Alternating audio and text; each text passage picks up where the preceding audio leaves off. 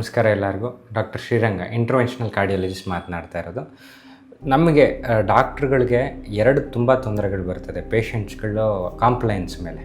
ಒಂದು, ಮೆಡಿಕೇಷನ್ಸ್ ಹೇಳ್ದೆ ಕೇಳದೆ ಬಿಟ್ಬಿಡ್ತಾರೆ. ಎರಡನೇದು, ಹಳೆ ಚಟಗಳೇನಿರ್ತವೆ, ಈಗ ಸ್ಮೋಕಿಂಗ್ ಆಗಿರ್ಬೋದು, ಮತ್ತು ಆಲ್ಕೋಹಾಲ್ ಕನ್ಸಂಪ್ಷನ್ ಅಥವಾ ನಿಕೋಟಿನ್ ಎನಿ ಫಾರ್ಮಲ್ಲಿ ಕನ್ಸ್ಯೂಮ್ ಮಾಡೋವಂಥದ್ದು. ಆ ಹಾರ್ಟ್ ಅಟ್ಯಾಕ್ ಆಗಿದ್ದ ದಿನಗಳಲ್ಲಿ ಚೆನ್ನಾಗಿ ಮಾತು ಕೇಳ್ಕೊಂಡು ಹೋಗಿರ್ತಾರೆ.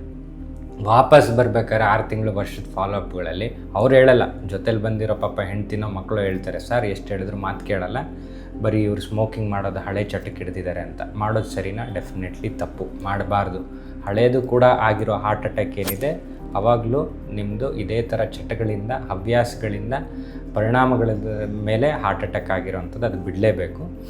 ಎರಡನೇದು, ಇದರಲ್ಲಿ most important is compliance to medicines. ಒಂದು ಸತಿ ಅಕಸ್ಮಾತ್ ಮನುಷ್ಯನಿಗೆ ಹಾರ್ಟ್ ಅಟ್ಯಾಕ್ ಆಗಿದೆ ಅಂದರೆ ಜನ ಏನು ಅಂದ್ಕೊಂಡ್ಬಿಡ್ತಾರೆ, ನಾನು ಕ್ಯೂರ್ ಆಗಿಬಿಟ್ಟಿದ್ದೀನಿ ಸೊ ಬಿಟ್ಬಿಡೋಣ ಅಂತ. ಇದು ನಿಮ್ಮ ಮಲೇರಿಯಾ ಟ್ರೀಟ್ಮೆಂಟ್ ಅಲ್ಲ. 5 ದಿನ ಕೊಟ್ಬಿಟ್ಟು ಆ್ಯಂಟಿಬಯೋಟಿಕ್ ಕೊಟ್ಬಿಟ್ಟು ಅದು ಮುಗೀತು ಟ್ರೀಟ್ಮೆಂಟು, ಪ್ಯಾರಾಸೈಟ್ಸ್ ಸತ್ತೋಗ್ಬಿಟ್ಟಿದೆ, ಇನ್ನೇನೋ ಕೊಡಬೇಕಾಗಿರೋವಂಥದ್ದಲ್ಲ. ಇದು ಜೀವನ ಪರ್ಯಂತವಾಗಿ ನಿಮ್ಮ ಎದೆ ಎಷ್ಟು ದಿನದವರೆಗೂ ಬಡಿಯತ್ತೋ ಅಲ್ಲಿವರೆಗೂ ಅದಕ್ಕೋಸ್ಕರವಾಗಿ ನೀವು ಮೆಡಿಸಿನ್ಸ್ನ prescribe ಮಾಡಿದ್ದನ್ನ ತಗೊಳ್ಳೇಬೇಕಾಗ್ತದೆ.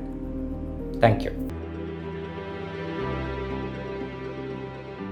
Dr. Sriranga and his team are here to support you every step of the way.